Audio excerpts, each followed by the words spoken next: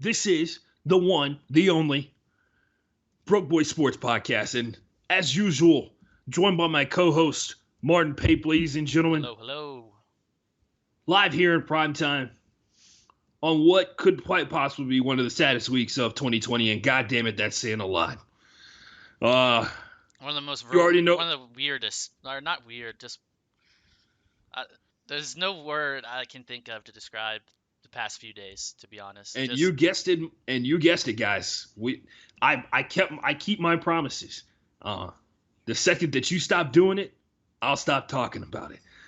Martyn, tell the people about the lovely company that's making sure that we can do this podcast and how they can get some of their Skrilla. We're broke boys, but we're teaching you how to make some money. By the way, if you haven't been betting on the nickname picks, you've been missing out on a shit ton of money.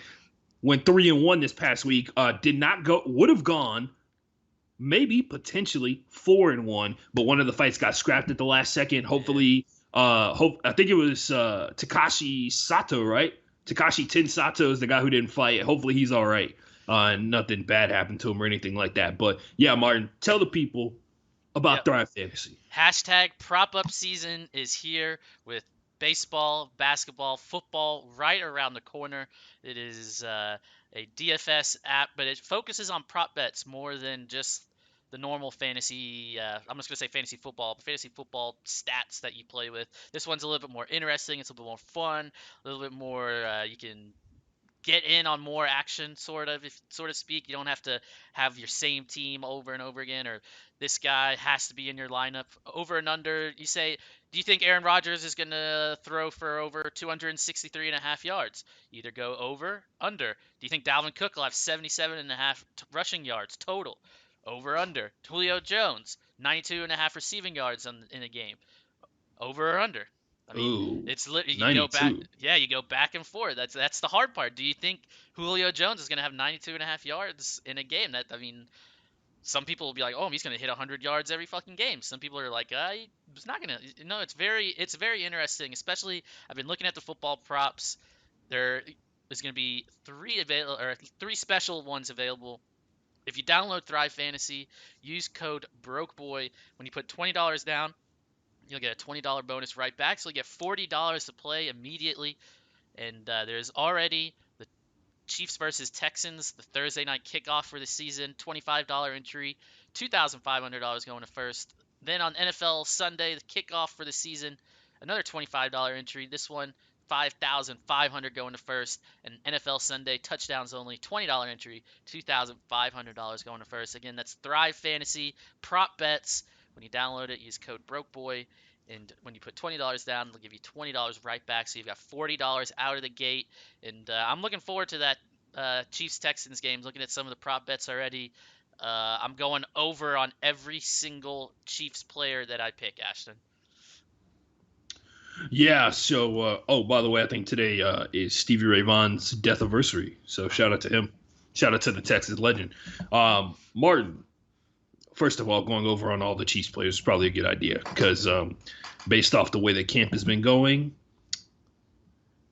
Martyn, I'm not wild for saying this. I feel like a lot of people are going to get hurt in the first 2 weeks of the season, which, by the way, if you haven't been paying attention or you don't follow any NFL teams on Instagram, it is officially Josh Allen jersey number of days away from the NFL season starting. That's 17. 17, ladies and gentlemen, 17 days away until the Texans take on the Chiefs for what will clearly be the revenge tour starting for the Houston Texans all the way to the Super Bowl. Anyway, I thought I'd start off with something positive before the next 30 minutes to an hour or so is going to be directed on the. It's not my fault. Hey, Martyn, it's not our fault that sports suck ass. There's no. I mean, there is technically sports, but there isn't sports right now. Everything's in one big bowl of soup. You know, it's. We're not cowards. We're not gonna avoid it. It's just. We're not. It's just it's important. It's important that we bring it up. Maybe there's some people who are watching who don't understand why we're not going to really be talking about box scores and funny things that happen. And instead, we'll be talking about a man who was shot in the back 7 times. So, what's popping in quarantine, Martyn? It looks like we have the same one. Yeah. Okay. So, what's popping in quarantine for me? Excuses. Plenty of people got plenty of excuses about a lot of different things. And I'll start the story from the top because it makes sense to tell in chronological order. Because so many, right now, Martin, especially in the time that we live in, so many people love to perpetuate misinformation, love to muddy the waters intentionally because they know what they're doing, right? And we'll talk about another tactic that's being used to muddy the waters. Some computers that control a lot of bots on Twitter are working overtime. Yep. Overtime, baby, on the internet. And we'll start here. Excuses. Jacob Blake, and if you haven't heard who Jacob Blake is and about the incident that involved him in Kenosha, Wisconsin, I don't know where you've been, but an incident from what we understand right now, which, by the way, Martin read last night, cops did not have body cams on at the time. Surprise. What a surprise. What a surprise. Oh, they were approved for next year, though, so if this happened in 2021, they would maybe have them turned on. 2021 is already a better year than 2020. Boom. So there's that. So Kenosha, Wisconsin, an incident involving two women who are arguing. Jacob Blake supposedly shows up. From what we understand, based off of what everybody around the scene said, Jacob Blake showed up to break up an argument between two women, one of which, who, if I'm not mistaken, Martin, is the woman who has a restraining order against him due to an incident that happened in May. I think it was May 5th of this year, where he entered the house illegally or something like that. Entered the house illegally, sexually assaulted her, and took her ATM card and her car keys, and had two separate withdrawals of $500 from two different ATMs, which is strange. Yeah. And hopefully those are adjudicated properly. Apparently Jacob Blake is in the hospital while recovering from the 7 bullets in his back, one of which severed his spinal cord and the other ones that like ruptured and went through multiple other organs. He is handcuffed to the bed that he is in, Martin, just in case the guy who is paralyzed from the waist down tries to escape. So, or something. I didn't know, dude. I didn't know that. Oh my god. Yeah, just in case. Just in case the guy who is paralyzed tries to escape. That happened, right? Kenosha, Wisconsin. Incident that the video that we see is from a neighbor of the women in the neighborhood from the second floor of his house. Luckily, he's recording it, or else we wouldn't be in the situation that we're in right now, where people got a glimpse of what it's like to be black in America a little bit there. And I'll give you two drastically different situations that had two similar situations, I'll say, that had two very different results. One is Jacob Blake, who at one point during the argument walks around to the front of his car where apparently his kids are in the car. Am I correct, Martin, or is it in another vehicle? Or are they in another vehicle? Bro, it's hard to sit there and research. It's hard to get information. The kids are somewhere near. The validated, or like the official sources, that you're supposed to go to, half of them, they put shit behind a paywall now.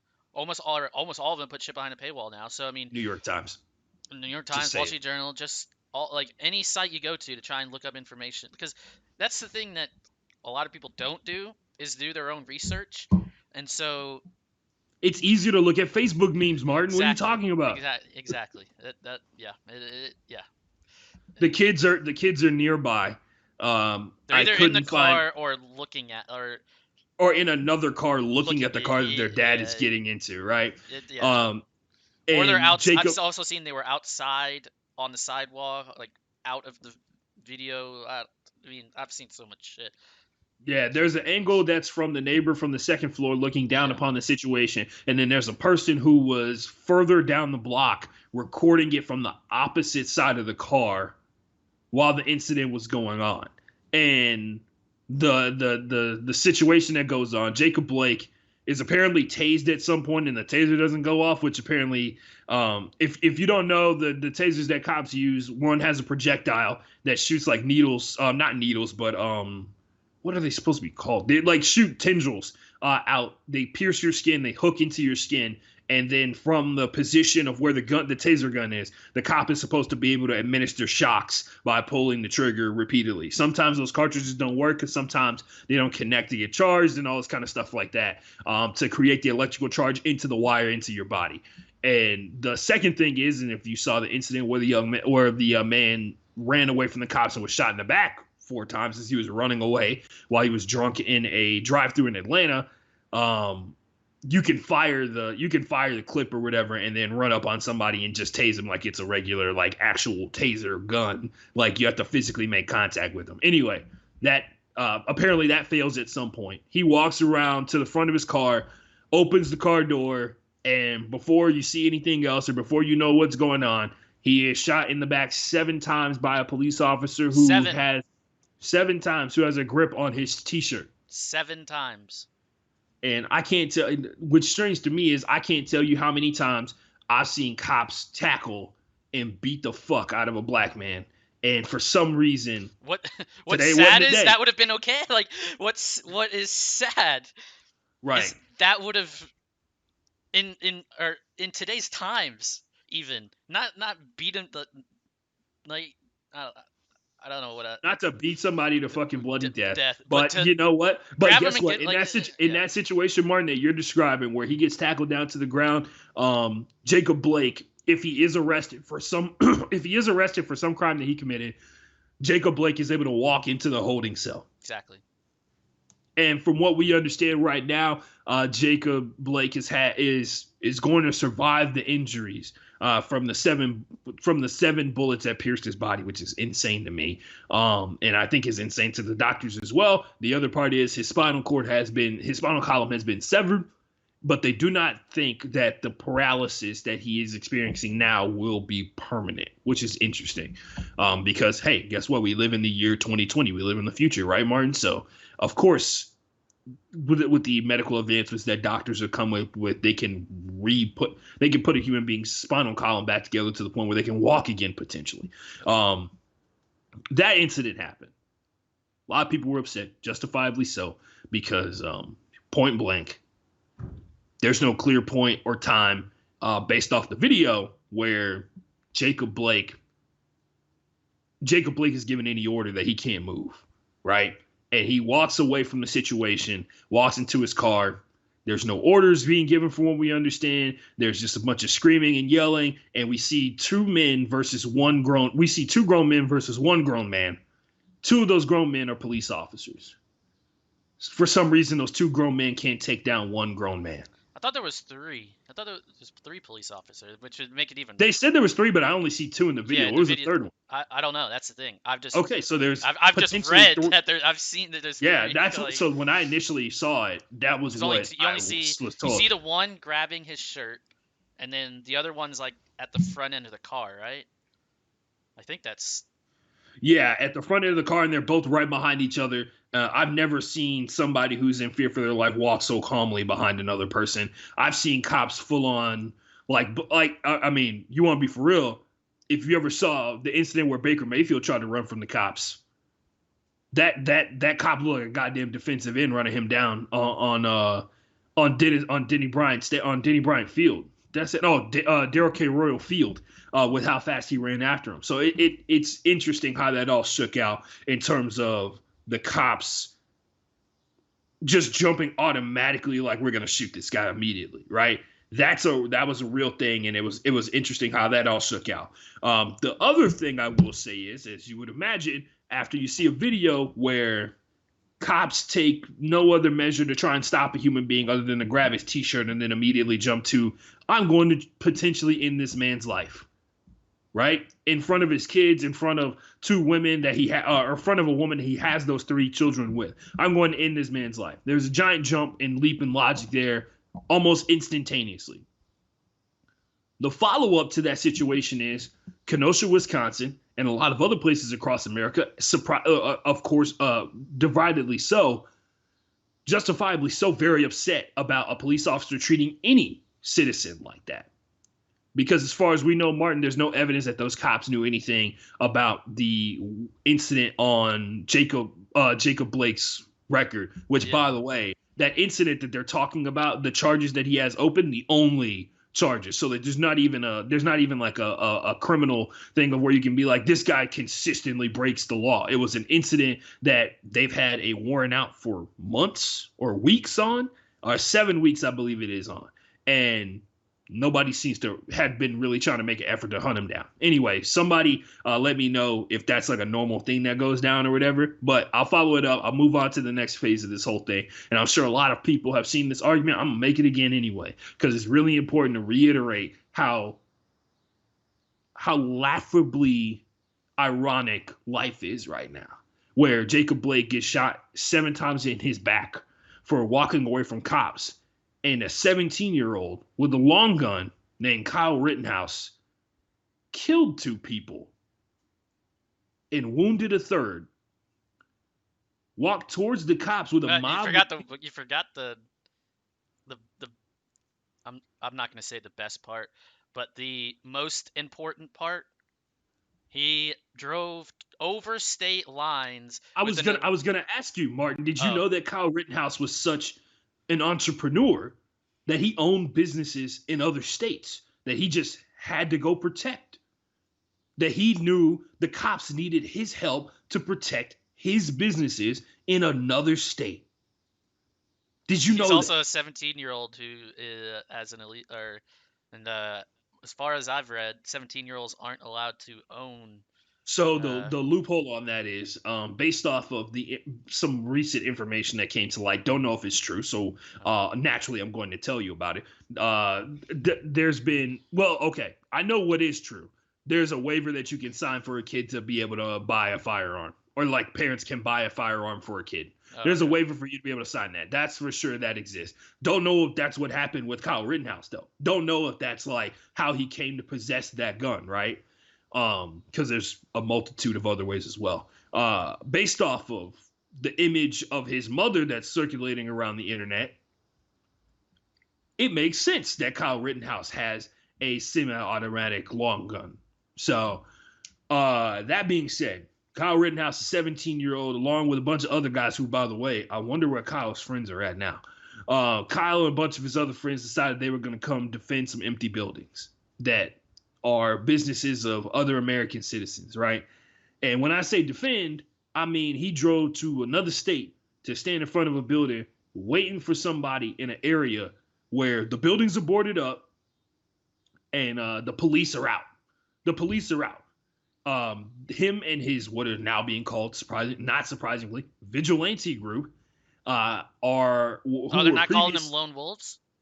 They that's a whole nother conversation. Yeah, sorry. That's actually, you know what, Martin? I'm not gonna do it. We're not gonna do it. We're not gonna get into. Yeah, we're trying to get through this as quick as possible. Like not quick as possible, but. Yeah, Kyle Rittenhouse went to go play Call of Duty and with like real people and took 2 lives. And was able to walk past the cops, by the way. Like, he was running away from a murder scene where he killed someone. And other people were trying to apprehend him because that's what real brave people do. They literally witnessed somebody get shot to death or shot and injured by another person, and 2 men who I will say their names because, God damn it, they're not here with us anymore. And they sacrificed their lives so that other people wouldn't have to die. That's Anthony Huber and Joseph Jojo Rosenbaum, who are no longer with us. I think Anthony Huber is the young man who hit Kyle with the skateboard, which so many people have come to the defense and used as an explanation for why Kyle was able to take his life, even though it happened after they witnessed Kyle shoot someone. The person that Kyle shot ran at him, and he was backing away, retreating, because he's the guy with the gun, and they're trying to stop him from shooting someone else.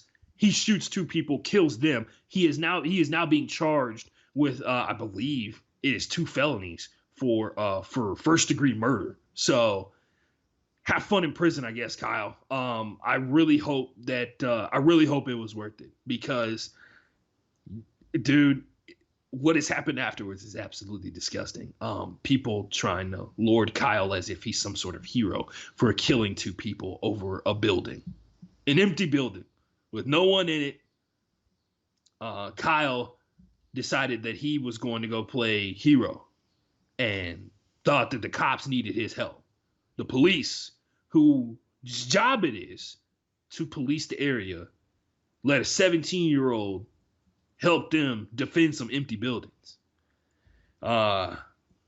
Shows you what really matters, I guess. It's Anyway, it's wild, dude. It doesn't. It, I'm and I I'm need to. speechless, dude. Like it, we've gotten to the point where I honestly don't know. I don't know what to say anymore. I mean, it's really, as somebody who's not American and has family in another country, it's really hard to stay here right now. It is really hard to want to live here, and that's where I'm at with all of that. Like, Damn, that's some dark stuff. not everybody has that option. Like you, like someone like you are somebody that could. You're a Black American, dude. Like it. I just I like I don't know what to say. Like like every time I open social media and now I just want to throw my phone away. Like I literally like what, this is supposed to be the greatest, supposedly the greatest country in the world where you have freedoms and there's a thing called a constitution and things like it's almost like it gets thrown out of the like, I don't know. When It's it's the picking and choosing. backbone. Yeah, it's the backbone of America when it's convenient, right? Um, that's always an interesting conversation because it's real funny what parts of history people like to remember and what parts they like to forget. Yeah. And people can say like being British, you guys owned more slaves and took over the world, and yeah, I understand that. But now like I'm not standing up here and saying we didn't do that. And like it's just it's crazy, dude. Like, and being in a group chat and having not a lot of friends, but some friends that are uh, I'll just say conservative. Um, The the fact that you said conversation. that like it was a swear, like you said it No, like it was a curse word. it's I'm just not. kidding. No, It's I'm just saying. There's I a don't know how group of else to people. like No, I'm just say saying, that. Martin. Like, There's a group of people who have taken conservatism and turned it into something that it's not meant to be. They've turned it into hate. Like they've got like that's there's a group of people who have turned that term into hate based yeah, off of their actions and their alignments. It's wild because you can say the same thing about a person with Christian written in their Twitter bio. Like they've turned something that is something that symbolizes a religious group of people who symbolize helping others, who symbolize putting more positive things into the world than they do negative, and they've turned it into a shield for their hate. That's what it's become, and it's embarrassing and it's disgusting because there's a lot of people who exemplify what it truly means to be a conservative, right? yeah. Because being a conservative doesn't mean you're a hateful person.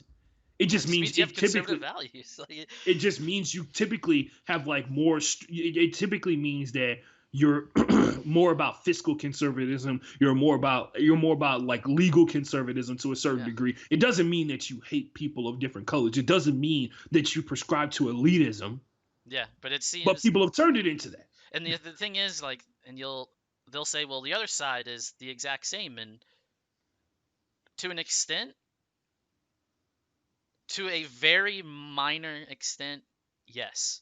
However, there's a valid fucking reason that people are protesting and demanding racial justice, because it shouldn't be a political issue. Human rights aren't political. They are what, like, the whole fucking Matters of thing. human You're dignity, born like, yeah. and like you can argue like, or so when you read the American Constitution and all of the Bill of Rights and everything, and it says you're born with the unalienable right, like life, pursuit of happiness, all that shit, right? Life, liberty, and the pursuit of happiness are unalienable So rights, that, which yeah, you look at the very nature of what it means to be human being, right? so that, so there's some people that stops if you're born outside of the United States. Okay, so shouldn't everybody that's been born inside the United States get the same uh everything? Or not the same everything, but like the same Yes. like the same, I don't know how else to say it except like Yeah, treat the like same, like, it's almost like if we're all if you can't pick and choose who's American, because like American means being born here in the United States of America. Therefore, like you don't get to tell people. And this is another thing too. It's real funny when you hear people say, "Go back to the country you came from," and it's just like that group of people. You can say this exact same thing back to them, and they'll look at you like they're stupid. Like they'll look at you like you're stupid, because there's a certain group of people who have an idea of what it means to be an American, and it for some reason is centered around the color of your skin. Yeah, and so going back to a couple of my friends that I'm in a group chat with, and so we're talking about this, right? One of them brings up, "Why are you defending a rapist?" And So by the way, can we clear something up? People are lying that he raped like a 14-year-old. Like they're saying that he sexually assaulted a 14-year-old. That's not true. That can be proven if you just looked at like an actual valid source instead of somebody on social media. It is the woman who is in the video that he showed up to the house to break up the argument with, by the way. So it is literally the woman he showed up to either help or stop from like escalating a situation to another level. So just saying. Yeah, like so my point and my response to them was like, okay, so he allegedly did something, like he did something to the point where he had a warrant out for his arrest. Right. Okay. So in America,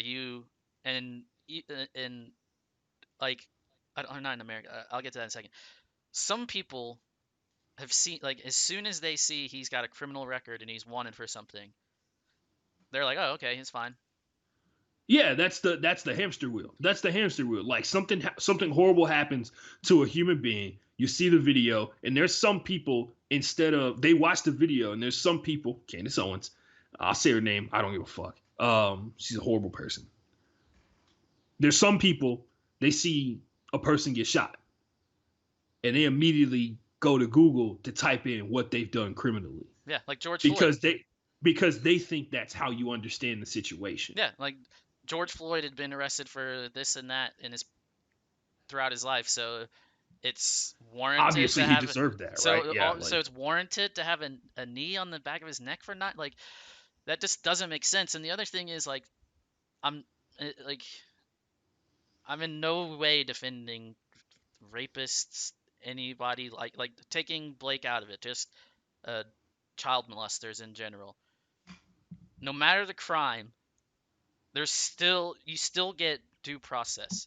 We can all agree that child molestation is bad, but we can also agree putting 7 bullets into just killing the person from the police officer doing it should go to the court, right? Like, and that's weird to say. Way, but Martin, just to back you up on that, it's going back to Kyle Rittenhouse. Kyle Rittenhouse killed 2 people, and they have it like on video. Yeah. They have like actual video evidence that somebody tried to take him down, and his response was to pull the trigger on his gun. There's video of him shooting the first person that he killed. Everything about Jacob Blake and what happened, of what he was going to do when he walked to that car, is all an imaginary hearsay that has no evidence or founding. Like Kyle Rittenhouse was able to walk towards the cops, and they just strolled on past him. Kyle Rittenhouse went back home. Yeah. Before the cops got him. Yeah, Kyle Rittenhouse is going to walk into the courtroom when he faces charges for murdering 2 people. It's just, please, like, there needs to be, like, they should understand that police officers aren't judges. Like, By the way, the cops that people are describing, Martin, right? The cops are people that are describing, like, when they see that you have, like, a criminal background, that's Judge Dredd, which is supposed to be a movie about dystopia. It's if you've never seen it, great movie with Sylvester Stallone. The basis of it is that cops are judge, jury, and executioner, and that's how they got humanity under control in terms of like the evil in humanity, because people fear literally walking the streets and just having their heads blown off. Mm-hmm. Because committing a crime is basically a death sentence. No matter what degree it is, somebody steals a loaf of bread, blow their head off. That's what Judge Dredd is. It's literally a movie somebody made in like the 80s or the 90s about like, and it's a graphic novel. You should read that as well. Comic book nerd alert. Anyway, it's a graphic novel about like that dystopian world where like people walk around, they are judge, jury, and executioner. And if you know anything about humans, the first thing that you learn about humans, none of them are perfect. No. And none of them deserve that kind of power. Yeah, like it's crazy. Like this guy called the police to break up a fight. Like now, I could have I could have swore I heard somebody said it on air. I can't remember who it was. Like, how do you tell like if you were to have a son right now, or like, how do you go and tell him like, look, if you see a crime, to call the cops? Because now or it's not everywhere, but like at least like, how are you gonna trust what is it, Kenosha, however you say it, like Kenosha, yeah. how does somebody in the neighborhood, or like how are they gonna trust that if I call the cops on somebody, two people in a fight, that I'm not gonna get arrested And there's even something else worse, to be. like it There's doesn't. something. Just going back to the Kyle Rittenhouse thing, they had the press conference after Kyle Rittenhouse was taken into custody, and the cop made it a point to start off his statement by saying, "I have no idea what this officer's name is." He made it a point to start off the comments by saying, "All those people were out past curfew," and I'd like to imagine that if they had all just gone home, this wouldn't have happened. And a lot of people took that as victim blaming. Sounds like it to me. A lot of people took that as stupidity because, quite frankly, if the people who are dead now were, they're all past curfew, that means the guy who killed them, that the guy who they have video evidence of you guys lending a helping hand to, like whoever those military officials were that were on the tracks earlier, they were like, "Hey man, do you guys need water? Do you guys need water? Thank you guys for coming out." Like that's a video out there as well. You should, by the way, you should definitely check it out because God damn it. I had cell phones lies in Snapchat as what's popping in quarantine a couple of months ago, and it's coming out big time again, baby. Cell phones unstoppable. Because I'd hate to imagine, Martin, what world we'd be living in without that information, where everybody's recording everything at all time. And even now, there's still people who try to persist and try to take things out of context. Like the number one thing they did when they saw what happened with Kyle Rittenhouse, they immediately tried to shift the order of which the videos happened, even though there are people, like there are actually like news journalists who went through, talked to the people who took the videos, asked them what happened in the sequence of orders, and they all corroborate when those videos happened. And there's still people who are trying to say two dudes attacked Kyle and hit him with a skateboard on his head, and that's why he killed him.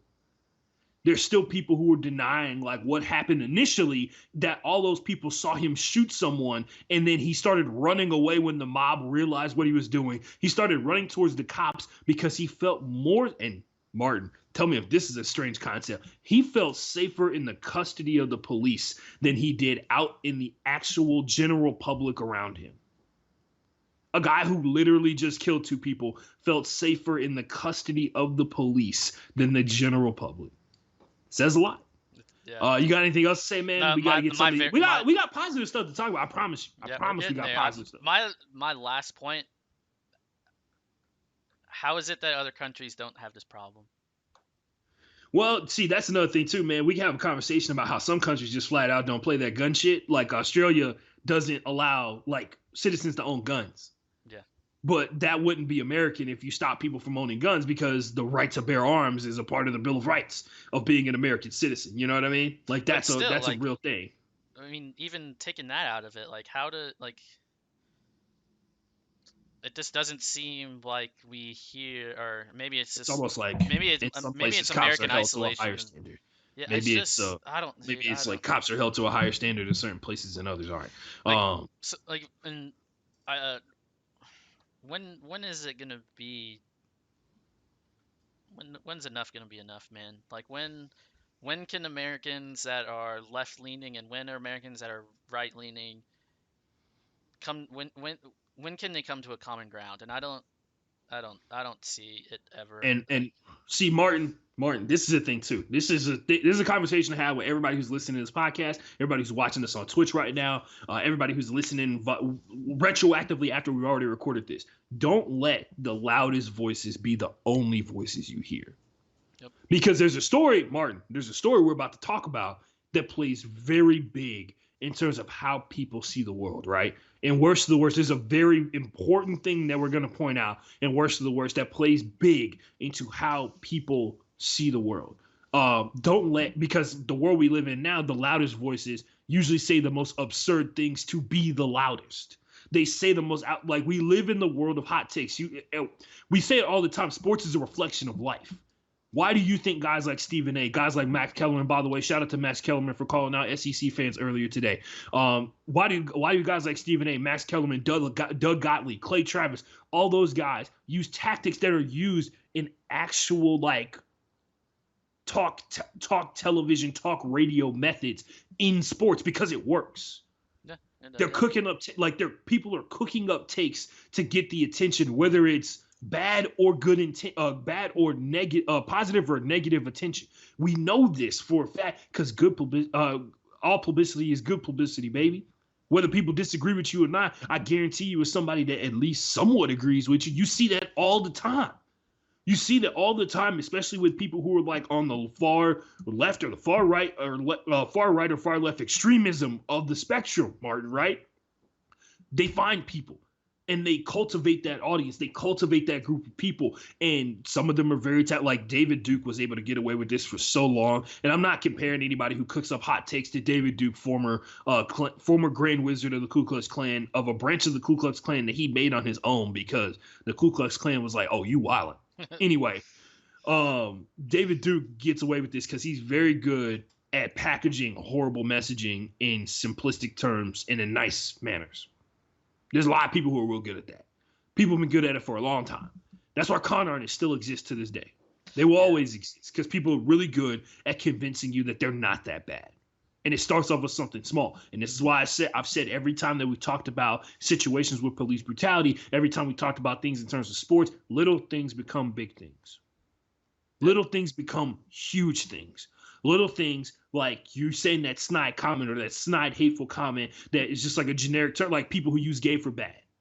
That's a little thing like that lets everybody else know that it's okay to say that. And then it spreads to other people, then it emboldens people who already hate people who are gay or hate people because of the color of their skin. And then it emboldens that next group of people to commit some form of horrible violence. It emboldens people to drive to another state with weapons to defend buildings of people they don't know, to defend pieces of property and pretend like they're helping out and making the world a better place. It's little things like that that end up with two people getting killed by a 17-year-old. Little things. Anyway, just something to think about. Martin, let's talk about the best of the best, man. Put a smile on, Martin. The people need to see it.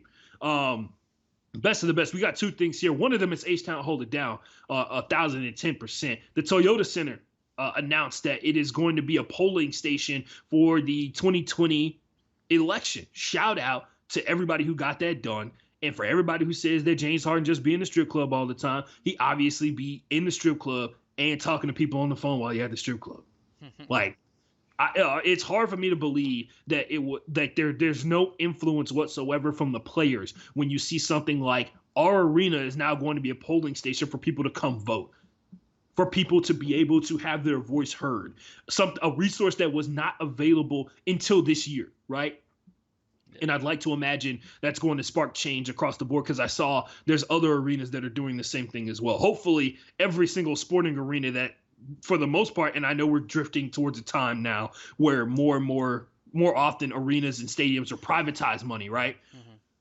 I'd like to imagine all those buildings that, Martin, you and I spend our tax money to build become useful in a drastically different situation like this upcoming election, right? And hopefully people will utilize as an opportunity to have their voice heard and have their voice heard in a timely manner, because it don't make no damn sense that somebody got to sit in line for hours on end to have their voice heard because somebody forgot the power cords for all the voting machines. This election season will be wild. as somebody that is not an American citizen, um, Yeah, how you vote, Martyn? I can't. I don't vote. What? No, You're an American citizen. no, I'm not. I have a Oh, green card. That's it. My there you my go. mom and sister could vote if they want. They both vote, but I don't vote. I sit back, I watch, I listen to the options, and then I make a decision, and that's it. And then we go from Yeah, there. Martyn, you need to become an American, bro. I'm just saying, I'm man. good. I don't want to. The only I don't know. I've already got the fucking American accent, dude. I don't. I'm British. I'm sorry. I He's don't. It's Martin's over here like, yeah, man, like right now, like you're trying to make it too hot right now. Like the block is hot when it comes to being an American. Is it like I can't? It's a bad time to get an American passport, dog. Anyway, as I mentioned last week, if you listen to the media suggestions, listen to the old man in the three. JJ Redick talked to Sue Bird. Shout out to Sue Bird, one of the goats. She actually talked about how funny it is that the American passport is losing its value in certain countries. Yep. Yeah. It's, Other story. Hey, you yeah, knock this one out. I'm gonna go grab some Advil real quick. Okay, yeah, Martin's got. Yeah, that's how bad this week's going, ladies and gentlemen. Martyn is not feeling great. He's got the beer popping. He's feeling kind of good right now, but the beer's not great. The other story for best of the best. That's right. That's right. I went out of my way to make sure there were two this week, two for best of the best, because it's been. I could sit here and we can make this podcast sad as hell. We can make this the sad boy hour if you wanted to, but we're not going to do that. We're going to talk about some positive things that are going on because there's plenty of positive things to talk about. Because the reaction to the shooting of Jacob Blake and everything else that's gone after that has just been astounding. Mainly because we'll talk about it later, but sports have come to a complete halt in a lot of cases. Although there are some MLB teams still playing games for some reason. It'd be interesting to hear what their reasons for doing that are, even though we are pretty sure we know exactly what it is. Best of the best, Marcus Colston, a name that I had not heard in quite some time. And if you're familiar with the NFL, you know exactly who Marcus is. He's one of the best wide receivers, if not the best wide receiver in the history of the New Orleans Saints. He is a professor, an adjunct professor at the University of New Orleans. Shout out to Professor Marcus Colston. You love to see it, especially considering it breaks the mold of what you expect or what people quote unquote expect from athletes, right? Marcus Colston going out there, becoming an adjunct professor at the University of New Orleans and making some change, trying to make some change, trying to be a part of making the future of America just a little bit smarter. Shout out to him for that one. Shout out to Marcus Colston, and a guy who I didn't know this was a thing you wanted to do. I did not know Marcus Colston wanted to become a professor, and I'd be interested to hear how this opportunity came about. But let's be for real. That's super positive, especially considering so many of you guys put athletes in a box. And if the era of podcasts where athletes can be on podcasts and talk freely for almost hours on end, or the time of podcasts where athletes can just have their podcasts and they can express themselves, we know more about these guys than we ever did before. And Martyn, maybe you can agree, maybe you can chime in on this one, man. The people who still think that athletes are just like dumb jocks that don't have like any interest other than that time is long gone. Like that, there's so much like for you to sit there and say that is truly ignorant, because that means you're not paying attention to any form of media possible. Because Jimmy Butler literally brought his French press into the NBA bubble so he can hustle his way to a couple extra $1,000. He charged $20 a cup of coffee in that place. God damn it. I'm somebody that is very staunchly don't politicize my sports, and even I know that's you can't, that's not the case anymore. Like that, like you have to accept the fact that what's the word, woke? The players are woke, like they are.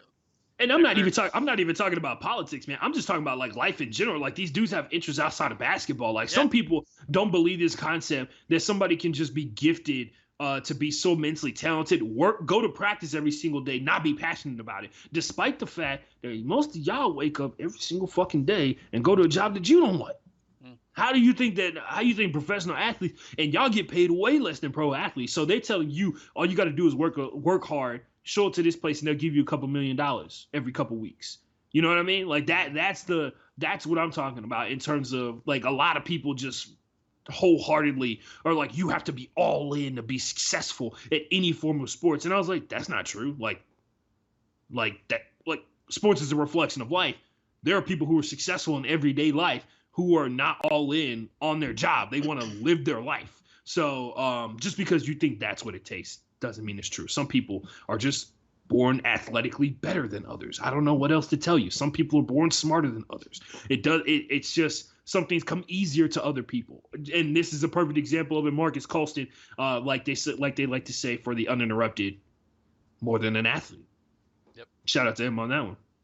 Yeah, I can take worst to the worst. Or I can start worst to the worst here. Whoa, man. Yeah, Martin, you're smart. You're the tech guy. You're the one who makes the Twitch stuff happen for us. You can explain, honestly, man, like if you've ever been on the internet at all in any way, shape, or form, if you've been on the internet more than 5 minutes, you've come in contact with a bot. Yep. So I just wanted to see if you could explain how it's done at a mass level. How it, okay. So worst of the worst for us this week is social media, and not all social media. I have before I get into it, I have downloaded TikTok, and for the first time, Big mistake. dude, I spend that like I the funniest thing about it is if you keep scrolling and watching, eventually you'll get a video from TikTok saying Yeah. you've watched too much TikTok. Please take a break. So that's when you know it's fucking addicting. I'm all about the comedy videos. Those are the fucking best, where people pretend to be like Kevin Hart and stuff. But anyways, I was gonna say who's a famous person like in real life that's popping on TikTok? Kevin Hart. Cedric the Entertainer's got some good one. Like Cedric the Entertainer's popping on TikTok. Some of the like, just think, if you think of any comedian that you've seen like a stand-up of, like even on Netflix or anywhere else, people will like imitate those jokes on TikTok, and it's okay. It's so funny. Like the individual, like, this is what sucks. Social media was designed to be one of our greatest inventions ever. And because it literally took the community town hall or the community billboard or whatever and made it global. It connected everybody, and that is a positive without any. You can't argue that connecting everybody has been a positive. However, it has been inundated and taken advantage of by people whose sole goal it is to fuck shit up, and they get a kick out of it. And so the worst of the worst, bot accounts, especially on Twitter and Facebook. I mean, obviously there's bots on Instagram for likes, but I mean, there's a lot of bots on Instagram. By the way, if you're a girl on Instagram, get some bots. Be careful. No, I'm just saying, be careful, because they literally could be just stealing your photos and pretending to be. I've seen that happen of like high-end Instagram people. I've seen that happen to like legit chicks that I went to high school with that have like 200 followers. Yeah. So if you've been on Twitter since the Blake shooting, and even just in general since 2016, they're called bot farms, basically. It's really just, it's really honestly just one person. And yeah, that's the wild part, right? They come up with things to say. I mean, these people are professionals at what they do. Like, if like they can edit videos, they can edit photo, they can make the web article that you click on look legit, and they have a way to where their servers can just mass produce these same tweets and same like relikes and retweets and likes, and it is it's almost as if you went to your community board or whatever town hall, and there's a billboard or a whatever up, and someone's put an ad. Somebody else has come and copied that ad, or say you've put like, oh fuck, I don't know where I'm going with this. Like, it's just like there's a mass of people outside of the town hall yelling the same thing in unison. Yes. Constantly, infinitely. And if you try and talk back to them, they just keep yelling the same thing over and over again. They show up, like they come to the Starbucks and they come and yell the same thing at you, even though you have nothing to do with the conversation. Yep. They come to like the barbershop while you're getting your haircut and they just yell the same thing at you with no provocation whatsoever. And there's no back and forth. It's not a conversation. What it does is if you're at Starbucks and you're trying to order and somebody's just yelling the same thing over and over again, it becomes harder for your barista to hear your order, right? If you're getting your hair cut, you can't get your hair cut in peace because there's somebody over your shoulder yelling at you, right? If you're trying to talk to somebody at a bar and there's a person yelling to this right next to you, you can't talk to people and have a reasonable conversation with a human being. It muddies the water. It creates confusion. It's a tactic to create division. And for some reason, these bots all sound like another group of people. They all sound like a specific group of people that they sound like a smaller chunk of people, let's be honest. But I was going to read off what the tweet was because David Gardner, I don't know where he got it from, but he figured out what it was. It was people who were tweeting, that's it. This is the final straw. I'm done with the NBA. And he found hundreds of tweets with the exact same sentence in them. The exact same line. And there was another one earlier today where they were talking about, the NBA owes me money because I skipped work today to watch the NBA basketball game. That one, when I read it, I was like, you're a fucking idiot. Like, yeah, and I was like, said no one ever. Right, no one ever with a job that they like. So I skipped work to watch the fucking Bucks Magic game. Come on, like. Which, by the way, forgot the Bucks were playing the Magic. But until something else happened. Also forgot the Nets made it to the playoffs. Martin, did you remember that? Because I haven't paid attention to the Eastern Conference at all. I couldn't tell you let's see. Celtics, Bucks, 76. You can tell me the top four. I could tell you who the Celtics. Yeah, Celtics. Celtics played the 76ers. Celtics are playing the 76ers. There's two. Then, you've got the Bucks. Heat playing Bucks the Pacers. Are playing the. I wouldn't have gotten the Heat or the Pacers without you telling me. So that's how much I know about the East, or pay attention to the Eastern Conference, you know. But in the Magic and Bucks game being boycotted, this goes back to social media, not just the bots thing, but it's the people upset that they're boycotting, even though a majority of those same people. Oh yeah, that's funny, right? The majority of those same people a couple months ago or at any time have been done with sports, and they're not watching the NBA. Yeah, so if you've stopped watching and you've stopped caring, why do you care if they're boycotting, or why do you like? And the other thing they came with is, oh, they're not boycotting, it's a strike. It's like, it's real sort of the same thing. They're trying to get a also, message. Like, by the way, Martin, that's okay. That's a classic distraction technique. Yeah. It's one of the people. By the way, there's one person that I hate the most on the face of the planet. It's semantics guy. Yeah. Or gal or person. Semantics person that gets caught up in like the minute details of like, well, a strike is different than a boycott because a strike is about labor and a boycott's about policy and all kinds of stuff like that. And I'm just like, or they literally are not playing because, you know what? We'll talk about why they're not playing a little bit later on because that's an intricate conversation. And I feel like if you thought about it for like half a second, like legit, if I just sit here, Martin, and if I told you, if we're just having a conversation, you didn't know that NBA games have been canceled or postponed, which, by the way, the NBA stole a storyline of the players choosing not to play and turned it into the NBA, the league has postponed the games. So that was a big problem. But now they're back on again, apparently? I don't.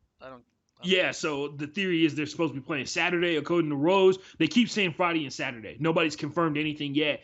They did have a huge conversation. I guess we can just talk about this. We can save it until we get there, because we can say, because the story is super fucking confusing because it's all happening not in front of a camera. Yeah. And there's all these things because Shams and Woj are like tweeting their thumbs off right now. Shams, Woj, Malika Andrews, everybody's trying to get information out of these players only, team owner only, the Milwaukee Bucks talked to the governor of Wisconsin on a giant video call yesterday or something like that. It's so much information, and nobody knows how it's going to affect what happens because, well, here's the explanation of the boycott. Martin, if you didn't know that they had canceled NBA games, and I told you, and I was like, hey, Martin, they canceled 2 days of NBA playoff games. What is the first question you ask? For me, it would be, is it COVID related? So is it COVID related? And then I tell you no, and then now you're even more intrigued, and you're just kind of like, Nah, whoa, I'd be like, what the fuck else was it? yeah. Like, what else was it? And boom, that's why the boycott happened. There you go, ladies and gentlemen. We just solved it for you. If you wanted to know what the episode is called, it's called No Justice, No Fun, because the concept of being able to enjoy sports, something that is a luxury of a high functioning society, if we can all be honest with ourselves, something that's a luxury of a society that's doing well, we can all agree we may not deserve to have fun right now. You don't get to go to recess if you don't pay attention in history class. Yeah. If you don't pay attention in math class. So just one final thing on the worst of the worst on social media. The people that'll say something just absolute, like, this is not me saying it, but if someone else said, like, oh, Blake and Floyd deserve to die. That's it. And people are Oh, like, there's somebody who said that. and people will call them out and be like they'll call them out for that statement, and the person will be like, well, I've got the freedom of speech to say that. And it's like, all right, you've got the freedom of speech to say it, but people have the freedom of speech to come back at you when you And also, say something fucking wild and outlandish. Like, freedom of speech does not mean freedom of consequences. Exactly. Yeah. That's basically that's what I was trying to say. Like, freedom of the people that are like it. For some reason, a lot of people don't see, and we've said this so many times this year. People just don't see the other side of anything. Or I don't. It's just. If you rack your brain trying to understand hate, you won't, because there's no logic to hate. So I've resigned myself to that quite some time ago. I actually had a stern reminder of it. I talked to a Quidditch player that I know who thinks that Kyle Rittenhouse should be. He applauds him for what he did, and he thinks he should be set free. So he meant that legitimately. It was not a joke. So if you follow me on my personal account at the Ashton J, you know exactly who I'm talking about. If you see him in the streets, let him know I'm looking for him. Let's move on to something. It wasn't Dan Snyder, by the way. Dan Snyder did not tell me that, although Dan Snyder did join Twitter. Martin, did you see that? No, I didn't. He's like, let me see what this Twitter thing is all up about. Yeah, he's got a private account on Twitter. Nice. Which, if you're listening to this podcast, immediately go spam to see if he will let you in. Let's transition gears here to much more positive, fun side of sports. This about a week ago, Ashton and I were just wrapping up last week's pod, and we both turned on. Oh yeah. We both turned around and looked at the TV. Or it was it for the draft? Or was it... So we were talking about this at the end of we were like, yo, it's time for the NBA lottery draft, which is more exciting than some of the playoff games that have been on today. Because I think it was one of the days where the Bucks and the Magic played each other. We were just kind of like, yeah, no thanks. Oh yeah, we recorded early, so that's why we got done around 7. All right. Shout out to Vince Michelle from Hell. Shout out to Vince from Help Michelle. I actually hopped into his Twitch stream today, and I don't know how that dude passes USADA test. I asked him in the chat, and he said, "This is how," and then he ripped a massive hit off of a bomb. So, shout out to Vince from Hell for being on the show last week. I got a text from my friend Nick about it, and he was just like, "Yo, good get on getting Vince." And I was like, "Yeah, Vince is a fun guy. He's a fun guy. He's really funny on his. He was playing some game called Martin. You should try it too. It's called Ancestors, where you start off as like a monkey, and your goal is to evolve into a human being. Ancestors. Yeah, it's on Steam. I think it's like 20. What's up? Is it called Ancestors? The Human? Oh, I've seen this. Yeah. Yeah, it's like $20. Yeah. And you got there's. Okay. You have to play it with a controller, I think. A couple of my friends like that game because they're huge survival whatever's. What is it? Survival. What is it? Ark, and then what's the other one where you have to like drink water and stuff? I forgot. There's so many of those ones. But anyway, so. As we were wrapping up the pod, Ashton turned around and looked at his TV and just started laughing while we were still in the Skype call together. And we went to Twitter, and I also put it up on my screen. Steph, about a week ago, we were introduced... By the way, Martin, I think the New York Knicks are super thankful that Steph showed up in his full regalia to avoid us clowning them, but we still did because the Yeah. Knicks ended up with the 8th pick in the NBA lottery. So They ended up with the 8th pick. yeah, about a week ago, we were introduced to Steph Curry's new look. It can only be described as no, ain't playing no games, Steph Curry. Some of the jokes that Twitter was having, like, I'm for it. I'm here for it. like I saw someone was like, they gave him a nickname, so obviously I like that one. It was like, "We're check out it's Thug Steph Curry," and I was just like, man, that it was like so. It's literally, or like someone was like, he looks like my created player on NBA 2K. I was just like, oh my Interesting. god, dude! Like some of the things I saw on Twitter and people just like, because Aisha posted a video as well too, right? Like of like him with his haircut like that, and people were like, "Do you like it or not?" And she didn't actually respond if she liked it or not. And so By it the way, was it's cornrows. Yeah, yeah, cornrows. yeah, it's Uh, cornrows, but it's cornrows, and also his beard hey, is he has a beard. edged He had up, the beard trimmed up, dude. Like baby. He that showed was perfect. like his barber was slightly off Yeah, I camera was at just how gonna say, sharp that edge up was. you said that I last week, mean, dude. It was spot on. his barber was there in prime time, but he had the cornrows going. I don't know if that's gonna. Maybe it's just a summer thing. Maybe it's a hot girl summer thing, Martin, for Steph Curry with the cornrows, and he had the. I think it was the Marathon Continues, or is it Black Lives Matter hoodie on? Marathon Uh, Continues because he's in Oakland, and if you don't know, Nipsey Hussle. I think the NBA lottery was on the day that Nipsey Hussle was killed all those years ago. Which, by the way, Martin, strangely enough, yesterday, 4 years ago, was the day that Colin Kaepernick kneeled for the first yeah, time I ever. saw that. So wild that everything that happened yesterday, all is surmised over a guy taking a knee. And if you ever, Martin, if there's ever any question about like what that did to the world or what that did to the sports world forever, it was answered yesterday. Yeah. Right? It was answered in resounding symphonies yesterday. It was wild to think about that because I was scrolling through looking at everything that was happening. They were shutting down the games, and then somebody just tweeted it very, commonplace, like, and they're like 4 years ago, Colin Kaepernick took a knee for the first time. And I was like, oh shit. Anyway, Yep. Steph Curry showed up.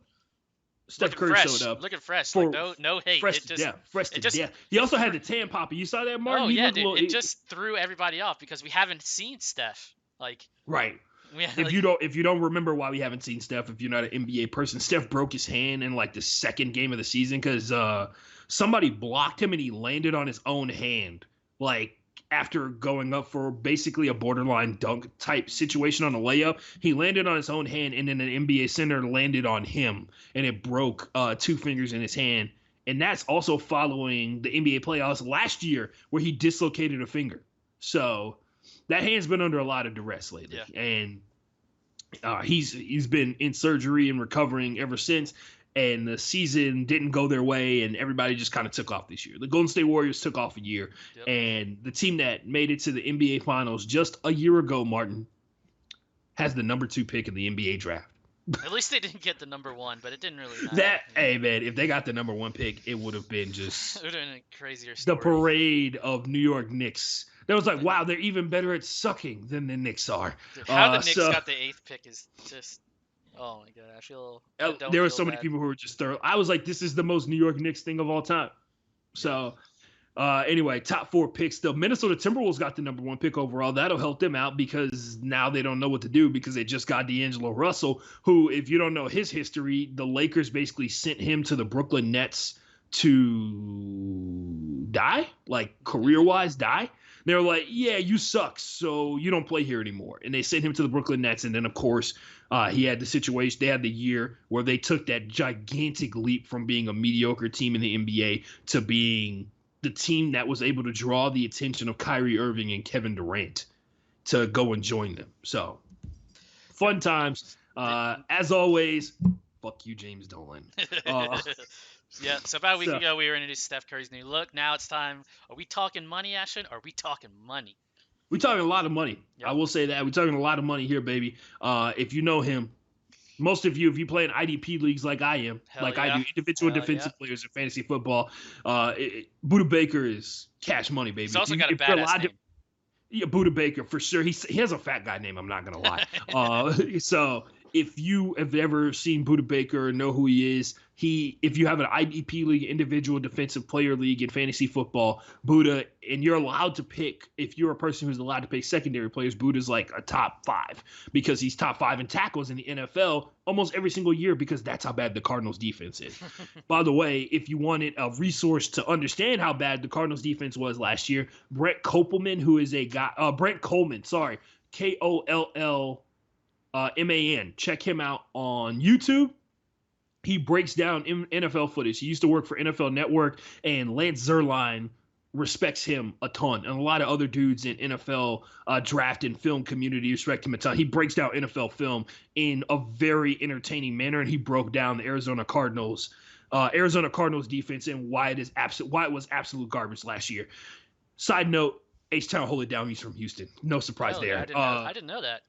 Yeah, dude, he's lit. He's from Houston. I think he lives in like Kingwood or some shit. Nice. I would love to have him on the show. He's too sick. big time now. My friend Teddy, who lives in Massachusetts, knows who Brent Coleman is because he's that good. So yeah, highest paid safety in the NFL now, and Ashton, he did it all. 0 career interceptions. It's almost like interceptions or something that's overrated because the most like a high end defensive back comes up with how many interceptions, Martin? Like 10 double-digit interceptions is a really good season. So that's one play. Yeah. And in some cases, it can result in a touchdown. But at the end of the day, somebody got to stop these dudes from scoring, Martin. Buda Baker stopped the dudes from getting points. Buda Baker out here making tackles that nobody else can. Yeah. Because Buda Baker is the hardest working man in the NFL. He deserves every goddamn dime he's getting. He runs at least 15 yards per play because of how far remember, he starts like 15 yards off the line of scrimmage, and then usually he has to make up for the missed tackles at the linebacker position, or the missed tackles on the inside slants run by the corners, or the missed tackles from the quarterback when he rolls out of the pocket, or the missed tackles from the running back when he gets the swing route or the screen route or anything like that. Buda Baker is the ultimate safety net for and the Arizona Cardinals are like, you know what, man? These other cats, I think we need to give this money to you. So, yeah. All right, Ashton, knock out the second part. I'll be right back. Yeah, no doubt. We talking money or we talking money, ladies and gentlemen. Martin suggested Buda Baker, and he was right about that one. What else did I suggest? Oh, look at that. The boycotts. We talking money or we talking money? NBA, WNBA, NHL, and kind of the MLB and NFL teams canceling practices or delaying practices so they can have conversations about what they want to do and what they should do in that situation. The take for this one is sport, and this is just an explanation for those of you who still don't get why it's going on. If you're on the Twitch stream and you're watching the broadcast right now, if you don't understand what's going on or what the deal is, man, the take for this one is, we talking money or we talking money? If sports is such an escape, and people like to think it's stopping, the players like to think that them playing sports or them playing games or them being out there on TV is taking away from the big issue at hand, right? It's stopping the escape, and it's forcing people to look around at the world that we live in, because the escape means you're trying to get away from something, right? And the more tools that people have to get away from something instead of addressing the actual issue, the bigger that problem becomes. And this is not something the reason they're completely shut down. The players didn't feel like it was right for them to go out there and continue to play on while the situation is unfolding. You can check on Twitter with the statement that the Milwaukee Bucks drafted. You can check out the video that the Milwaukee Bucks put out together and everything that they said. I think it was Jeff Teague who delivered the statement. And I know that they had a video of Ryan Tannehill in the film room where they said they are standing in support against police brutality and against racism, and they want to do what they can in their community to make it a better place. The boycotts, are we talking money? Are we talking money? Because it directly affects the one thing that gets the people who have no skin in the game. It pulls them in and puts their skin in the game. It puts their money on the line. And if there's one thing that we know about rich people, for the most part, they care about making more money so they can stay rich. I have to imagine that makes perfect sense to a lot of people, especially myself. If I ever got rich, I'd be trying to stay rich too. There's a reason that 50 Cent has a movie and an album called Get Rich or Die Trying, because shit, it might be worth it.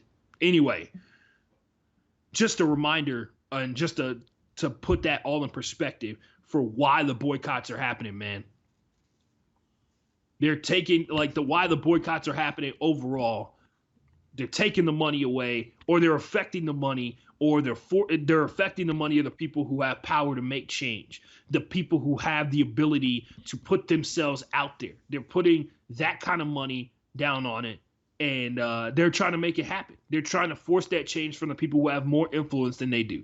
They're trying to force the general public to pay attention to the issues that are at hand, the issues that they want to speak out about, the issues that affect a league like the NBA and WNBA, that are in the NFL that are vast majority African American, or just people that are rational human beings that don't think that cops should be beating down human beings, that don't think that people should be given less for what because of what they look like or what they choose to do with their life, right? And that's something to be said. That's we talking money or we talking money, Martin? Yeah, it's. I mean, I, I it's crazy that this is where we're at. It, It's so simple, right? It makes so much sense to us, and apparently it's like fucking rocket science to other people. yeah, like Uh, shit's gotten so bad that we're having to stop sports in the middle of a pandemic just to make awareness of it. Because some people, to me, it's like I said at the start, I just don't think some people don't care about the message at all. They don't care to listen. They don't care to change. They don't care. Some people just don't care about what the message is and why they're doing it. And if they don't care, they're not going to listen. And that's all I'm going to say about it. and there's some and Martin, you're right on a lot of occasions, man. I think there's also some people who, to a certain degree, that if they're just beat over the head with it constantly because everybody else is getting on board with this, because the overwhelming, despite what they have to say in the comment section, the overwhelming presence on social media has been out and out support Yeah. of black people in America, brown people in America, people who are Human not beings. white in America, human beings in America, to not be beaten down by the people who are supposed to protect and serve, man. Yeah. And for cops to be better. Yeah. I know cops talk about this all the time, especially when situations like this pop up. They always go to nobody's more upset than we are. Prove it. But we never see we can sit here and have this deeper conversation about, we know for a fact that because the fraternity of being a police officer is so ingrained and it's so deep for a lot of people, they will, and this happen. I mean, anybody can fall subject to this anytime, right? Because it's just like your friends. People are willing to allow their friends to do some pretty fucked up stuff just because they're their friends and not call them on it. That's how people get into dangerous situations. And the same thing goes for cops. And I'm not saying that they're bad people for falling prey to that. They're human beings for falling prey to the people. Like, they're literally like, I support the people I know. I don't even know you. So like, what's the deal? You know what I mean? That's a real thing. That's a real place that a lot of people find themselves in. All right, so let's move on. Got a couple more segments before we get to UFC. Media suggestions, Ashton. I have none this week, except I started Lucifer on Netflix, and Lucifer's lit, man. dude, I love that shit is yeah. awesome. Oh Lucifer, by the way, is a Marvel is a DC comic. I think it's a Marvel comic. No, it's DC. It's a DC comic it's a long running DC comic, and it's pretty dope. It's about the devil on Earth. No, dude, it's great. It is so good. The act, like the he's a club owner, right? Yeah, he owns a club. He's got like the angels, like there's angels in it, there's demons in it. Oh, dude, it's fucking. I don't know how else to explain it except if you haven't seen it, go see it. It's good. Like good times. He's like not helping the police. He's doing his like he's being the devil on Earth while also working with the police department. It's fucking good. But you've got some media suggestions you wanted to mention? Yeah, man. If you were confused as to what the fuck happened in the bubble, that kind of didn't make sense in like the order of things, check out the Woj Pods, which is Adrian Wojnarowski, who is the man when it comes to these type of situations and just the NBA as a whole. He's the greatest NBA insider probably ever. Yep, Martin, it's safe to say. probably. He's the goat. He's the goat for sure. The Woj Pods, which is his podcast with ESPN, he talks to Malika Andrews, who is one of the NBA writers for ESPN. She has actually been in the bubble longer than any player has been in the bubble. She was there Really? before the players arrived. Her and that was the week that Woj was supposed to be there, Oh yeah. but then he told that senator to fuck himself.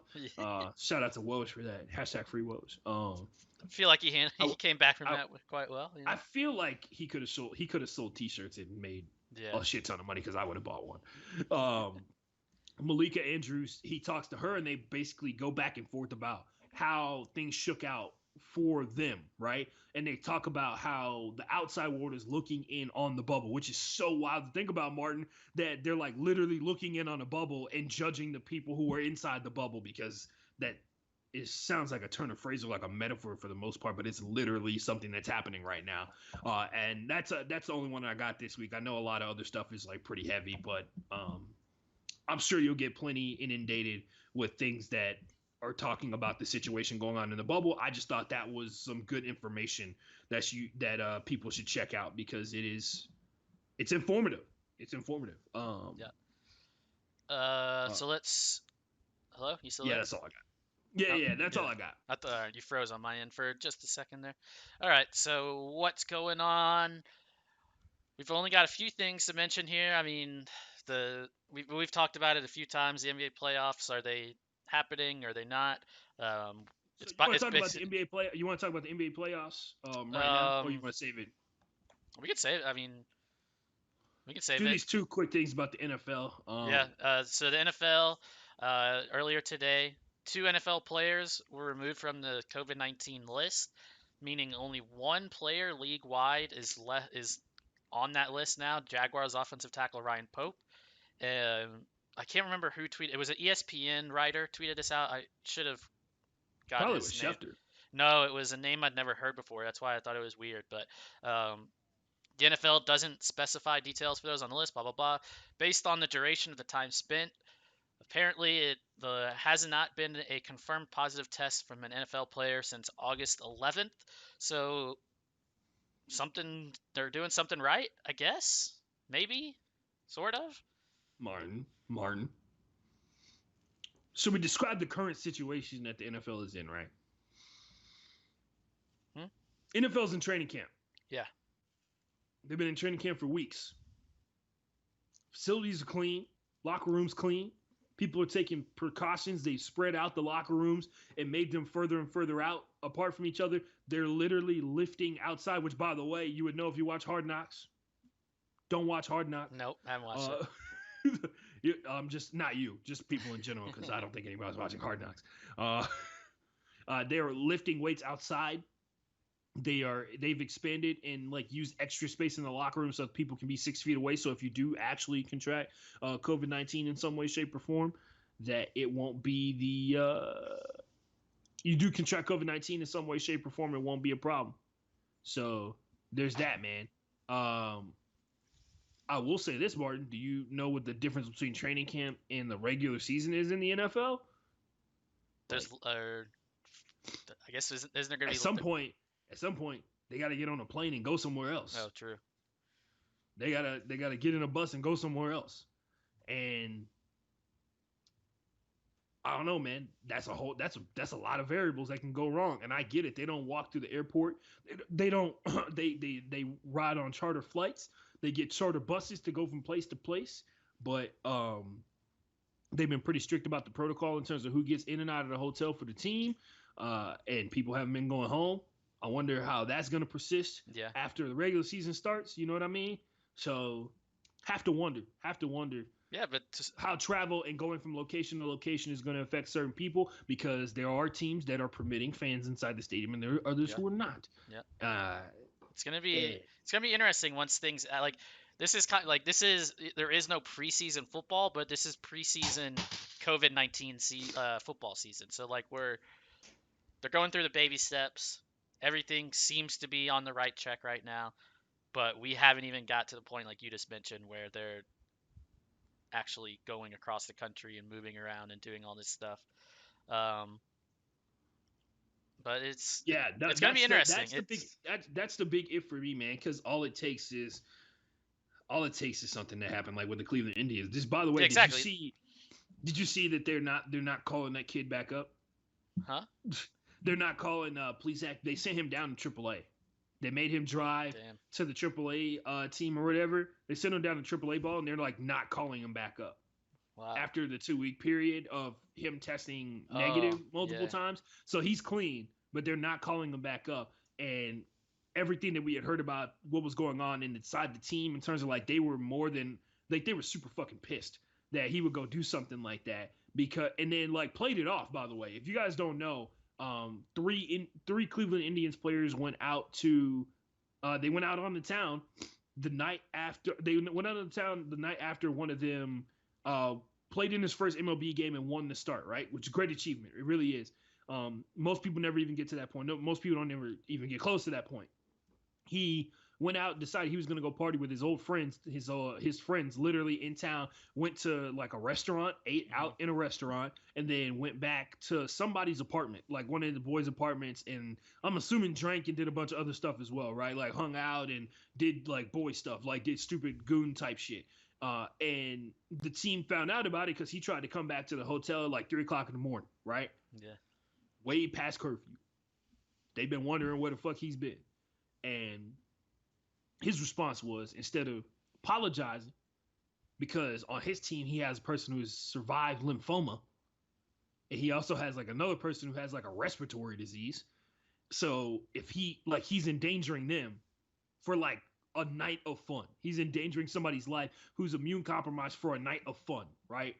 And it's the epitome of what it means to be selfish, because they have to ride on the same bus, they have to ride on the same plane, they'll be in the same clubhouse, be in the same dugout as the course of the season goes along. And thankfully so, he didn't actually contract COVID-19, but the potential of him being able to do that just so he can go drink a couple beers with his boys and potentially put his teammates in harm pissed them off so much that they actually don't want him back on the team. Not even like they don't want him to come back at all. Yeah, good for them. So, yeah, man, they were Standing like, up. "Fuck that dude." Yeah, it's like the Seattle guy that tried to bring him in, and just kicked him out immediately. Moving along. But by the way, I was gonna point out something else. His excuse he made while driving on Instagram about how like the media takes stories and spins it out of control. That was what he said.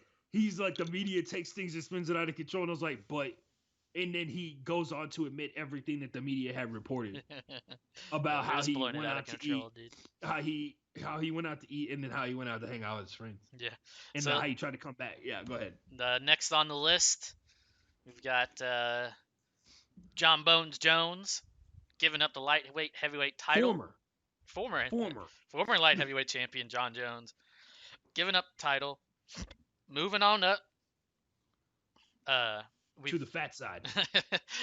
He finally gets the entire pie, not a piece, the whole pie. If you've been paying attention to him on Instagram, and see, I got the hiccups now. Been drinking too much water. Drinking too much water, not enough beer. No, dude, I'm just trying to get this headache out of here. If you've been following him on social media, he's been doing a lot of heavy weightlifting. Joe Rogan even a couple of fights ago, Joe Rogan even talked about it. How it was during the Stipe fight. Joe Rogan was talking about how he'd noticed it on social media, and like other people had pointed it out. Like the only reason Jones would be doing that is to add more weight to get up to heavyweight, and it's exactly what he did. So, I think didn't Dana already said Stipe's next fight is going to be against it's Francis no matter what. So Francis Ngannou, who has been knocking motherfuckers out like the second coming of Mike Tyson. So I guess John gets the winner of maybe Curtis Blades, or what do you? I don't know what they do with him, because he's expecting a title fight immediately, and I don't think. Oh, he can, like, the UFC has proven to John Jones plenty of times, Martin, he can expect whatever he wants. Yeah. He's going to get whatever they give him. Yeah. So, And if I was him, I wouldn't be trying to like jump immediately into, the deep end when it comes to the heavyweights, man. Because for whatever y'all have to say about Derrick Lewis's ground game, Derrick Lewis one punch for sending John Jones to the hospital. I don't give a Exactly. damn what you say. So, and doesn't have the power to like counteract Derrick Lewis's power. So as far as we know, the stick that is John Jones is just going to be like a slightly fatter version of himself. I'm interested to see it. I mean, everyone says he's got Of chicken course, legs everybody wants to sometimes. see it. Yeah, it'll be interesting to Nobody, see. no doubt. So John Jones moving on up to heavyweight, man. That's a Yeah, huge story because he's held the belt for like 9.5 years. Only exactly. two And people have held the belt in 10 years, Martin, and it's DC or John Jones. I think Crazy. all of the cards up until the last pay-per-view of the year are filled, right? Or at least the main events have been announced. Yeah, so they announced that your boy Dominic Reyes, the only guy who's Yeah. been able to give John Jones the business in 10 years, who, by the way, wholeheartedly believes he's the reason that John Jones is moving up to heavyweight, which is a Could massive hey, eye roll. it could. I mean, Yeah, hey, it could. I don't know. I don't see John Jones as one to run scared, but I mean, his that fight against Reyes, dude, that honestly could have went either way. yeah, it could have went either way. And I was like, my thing is with Reyes, you really want a rematch versus John Jones? Just Like, yeah, because I guarantee you, if you lose again, he'll never let you hit actually, the end of it. yeah, So, exactly. so, but So yeah, we've got the NBA John Jones playoffs. is a Or heavyweight. yeah, Yeah, go go ahead. ahead, man. I was just gonna say we've got the NBA playoffs now. We just want to knock that out real quick, and then we'll get to the UFC stuff. And Yeah, man. Talk about it. Eastern Conference. No need to watch that. don't try and punish yourself. Everything is going according to plan on the Eastern Conference. Brent Brown has been fired, and the yep, process is seemingly over. Ben Simmons is somewhere at home in Philadelphia, recovering from what we can only imagine is I think he got surgery. I think it was surgery on like a hamstring or something. hmm So that being said, Joel Embiid unceremonious exit from the playoffs yet again. Luckily, this time it wasn't just absolute heartbreak. You yeah, know, um, yeah. It wasn't the Kawhi shot from the corner. the ultimate dagger. Which, Oh by the way, God, if Mark Breen was on that call, would have been a double bang bang. Would have been a bang, bang bang. bang, bang. So we got that going on. That is the Eastern Conference. The Milwaukee Bucks are better than the Orlando Magic, like we all suspected. Yeah, So the Toronto Raptors are better than the Brooklyn Nets, like we all expected. They got 100 points from their bench the other night. yeah. So I don't know what to tell. Like uh, I don't Ash, know what to tell you. Ashton, this is the part of the show where we say what's up to LeBron and Anthony Davis and the rest of the Lakers for listening to this podcast and hearing me call them out for not wanting to play hard and look like they were disinterested and not wanting to win a championship because Oh my god! literally minutes after we recorded, they tipped off against the Trailblazers, and since then, And the, put them in a body bag. since then it's been over. By the way, shout out to Dame Lillard who actually left the bubble. He went home.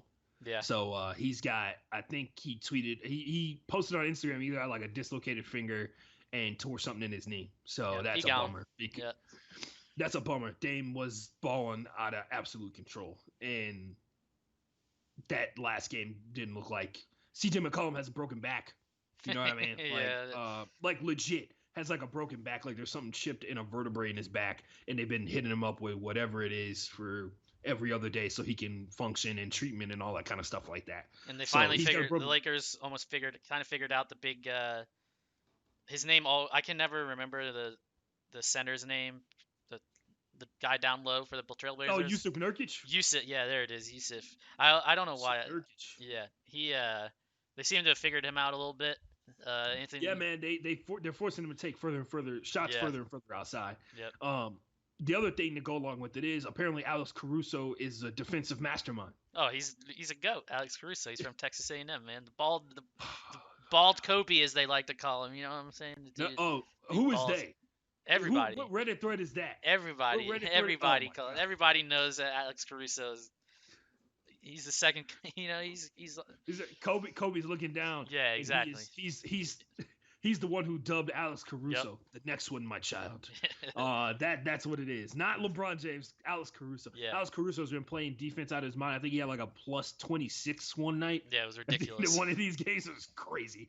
Yep. He had a plus 26 defensive rating at the end of the night one time, and when he was on the court, it was like a 10-point swing in the positive direction for the Lakers defense. So yeah, they've been out here. They've clamped down on their defense. They've stopped playing games with these little boys, aka two of the best guards in the NBA and one of the best centers. So Anthony Davis been balling out of control, even though he is hurt at the end of that last game when they blew him out. Which is, god damn it, if there's been something that's been universal in 2020, everybody's hurt. Everybody's hurt. Everybody's hurt. I'm struggling right now, dude. Right.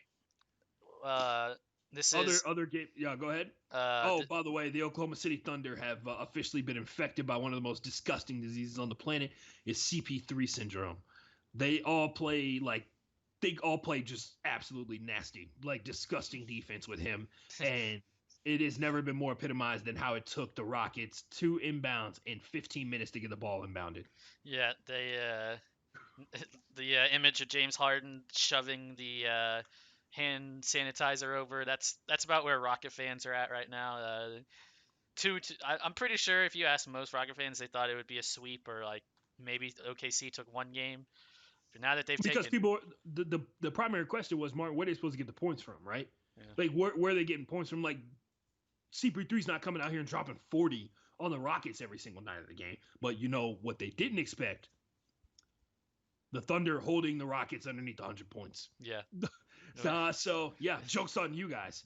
Joke's on us, right? Yeah. That game's. When, oh wait, no, I was about to say that game's tonight. There's no fun. I'm dumb. We gotta wait until Friday or Saturday. Wow, Martin. Martin, way to break my heart. It just went straight over my head. I was like, wait, what? See, that's the thing right there. I was like, wait, what's the score? Oh wait, there's something bigger. Something more important going on than the fucking Rockets being 2-2 with the Thunder. Which makes it even harder to crack these jokes about these series. Yeah, exactly. But the playoffs so far have actually been all right. I mean, we had a couple of upsets the first game, and then the better teams have kind of. As we suspected, the Eastern Conference is back to their old tricks of like, hey, only 4 teams are good here, and the regular season proved that out, but the playoffs are gonna cement it. Hey, did you know the Nuggets and Jazz are playing? Yeah, and did you see the game? By the way, one of the better series out of the entire Western Conference playoffs, but nobody has time to pay attention to it because everything else has just been topsy-turvy. They had 2 of the youngest players who are so good in the NBA, drop a combined 101 points, Martin. Yeah. Jamal Murray with 51, and your boy Donovan Mitchell, Spider Mitchell with 52. Like, what? You know what I mean? That kind of stuff goes under the wayside. That happened. That gets shrugged under the rug because of all the other things that are going on in the NBA. That's how good the playoffs have been. Yeah, it's as good as this round has been. I can't even start to think about what the next round and all, like when we get the part of the cake rises, you know what I'm saying? When the cream of the crop. The cream of the crop. There we go. Yeah. So anything else you want to mention before we get to the UFC nicknames? Trying to think. I think we've hit everything. Fuck Dallas, but shout out Luka. I was gonna give Luka about 10 seconds. I can't wait until he leaves Dallas so that I can officially say he's the best player in the NBA. But we're saving that until he's no longer playing basketball in the North Texas. Man, that shot was. I mean, that performance, a triple double, 40 plus points, hitting the dagger on one leg. Gotta give it to him. We'll say, and you talk about the full scenario where Paul George absolutely crumbles under the pressure, right? And then you know what? I'm about to say something negative here in a second, but I'll point out there's a clip. There's a cut up of every single shot that Paul George took in that game versus the Mavericks. Yeah, I've seen it. And I looked at it, and I'm like, and maybe I'm wild for thinking this. Them shots weren't bad. They just weren't going down. Just weren't going in. That's the thing. Like he had the opposite of like shooter's luck. It was shooter's bad luck. And like the thing is, like, and a couple of Mavs fans that I'm friends with acknowledge it. Like Paul George hits 2 or 3 of those shots. It's not. Yeah, it's game It's, over. There's no overtime. exactly. I mean, it's wild. But Luka, and they didn't even have KP that game either. KP was out when Luka dropped the Which, triple. by the way, we're gonna talk about that because Chris Paul coming off an ACL injury and hurt again, Yeah. which just reiterates that it takes more than a year to recover from ACL surgery. Like we all suspected, it takes like 2 years. Yeah. So yeah. whatever. But yeah, shout out Luka, man. Fuck Dallas though. Yep. Yeah, like I said, the Clippers got too many good guys, man. Like they're just too good overall when it comes to playing against the Dallas Mavericks. And what the Mavericks have been doing, they've generated a couple turnovers here and there, but they've definitely been heavily dependent upon the Clippers losing those games, not them necessarily winning them. Yep. Other thing. This is Patrick Creighton. He's the ESPN 97.5 host. I was thoroughly disappointed that he went out of his way to say that Paul George coming out and saying that he suffers from anxiety and depression suffered from anxiety and depression and talked to a psychiatrist in between games before he went off for like that 35-point game or whatever that got his mentality, got his head back on straight, allowed him to clear out the noise and focus on what he's got to do to win. Patrick Creighton coming out with absolutely no evidence whatsoever saying that Paul George is just making it up. Yeah. Because he wanted to garner pity. And that's not how mental health works. And I challenged him on it. I asked him, does he know Paul George's birthday? Does he know Paul George in any way, shape, or form? How does that give him the ability to tell Paul George or tell the people that Paul George is faking it about a person he doesn't know? So just thinking about just point that out. If you're one of those people on the internet, fuck you, man. You don't know what people go through just because he's not, melancholy and crying his eyes out or something like that. Like you expect a person who's depressed to do doesn't mean he's not suffering from it. And also like professional sports is a high anxiety type situation. So I don't know, like that's been well reported. Yeah. And there are definitely instances where you can have where you can have like sudden onset short-term depression. Yep. So go ahead, Martyn. Ready to do it, man? Yeah. Not something that's not depressing is if you've been following our nickname picks. Do you have the record of what we went after last week? 20-11. 20-11. 20-11 on these picks, baby. Nice. That's what I like to hear. Martyn's out here giving money away. That's basically a 2-for-1. Like for every 2 we get right, we get 1 wrong. I'll take that any day. Only 1 losing weekend, by the way. Yeah, in what 4 or 5 months of doing this? Yeah, I want to say was it 3 or 4? I know we started before. We started doing it before Fight Island, and Fight Island was 2 months started ago. Like a couple cards before Fight Island. Yeah. I'm just saying, man. Martyn, what this really proves is not only are you good at picking out these fighters, these winners, but the system works. Yeah, the better nickname. There's no good fighter without a good nickname. Yeah. I mean, there is exceptions to the rule. Like Stipe and a couple of the other ones TC, that don't. Right? Yeah. Like, or it was OSP last weekend.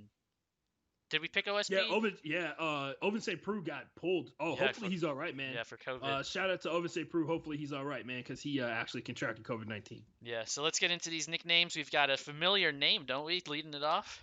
Yeah, man. Our lady supreme on these nickname picks, Hannah Shockwave Cyphers, who I think is 1-1 in quarantine. She's 10-6 overall. She's the first fight of the night. By the way, it's organized on SureDog, which may or may not necessarily be true, which we've learned very quickly. She's the same age as us, Martyn. She's born 1992. Oh, well, same age as you. Same age as me. My bad. Making me feel old over here, man. 5 TKOs with 5 decision wins. 10-6 overall. And let me double check to see what kind of streak. Yeah, she's on a 3-loss fighting streak. Yeah, this is her 4th fight of 2020 though. So you got to give Hannah she out here collecting this cash. She out here getting this money. She lost to Angela Hill, Mackenzie Dern, who were 2 pretty prominent names, and then she lost to Maria Agapova, who we picked last week, right? Yeah, I think so. Yeah, we picked her last week. She was dope. Moving on, her opponent is Mallory Martin. She doesn't have a nickname. She's from Denver, Colorado, though. So, yeah, she's 6-3. Okay. So she's not eligible to pick. Yep, no nickname. Second fight. This is a good one. Here, Martyn. Second fight here. Emily Spitfire Whitmire. Ooh, nice. Hillsboro, Oregon is where she's from. She actually fights out of Extreme Couture, Okay. Randy Couture's gym. So shout out to her. She's 4-3 so far in her career. She has 3 decisions and 1 submission. Let me check what kind of streak she's on. If she's on one, she's last 5 3. She's 2-3 in the last 5. Okay. Not great. Not great. By the way, last week we learned their records don't matter. A fighter who was 3-4 overall won in pretty dynamic fashion. I'm not gonna lie, it was a really good fight. Yeah. So we got here Polyana Viana.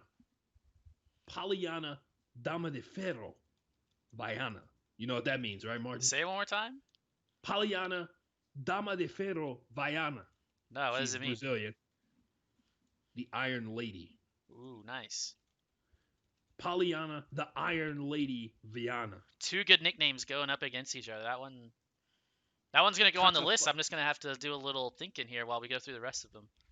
Title fight team, she's 10-4. 6 submissions, 4 TKOs. She's currently on a 3-fight losing streak. What the fuck? Is this that like? Remember that one card where nobody had less than double-digit wins and nobody had over 3 losses? Maybe this is like the retribution for that one. By the way, this really is quickly on Whitmire. Yeah, go ahead. She, for fans of Barstool that know Ellie Schnitt, this is Ellie. She looks like Ellie Schnitt if Ellie became a UFC fighter. Oh damn! Like literally, like could be a doppelganger. What's Ellie's podcast? Schnitt Talk. Okay.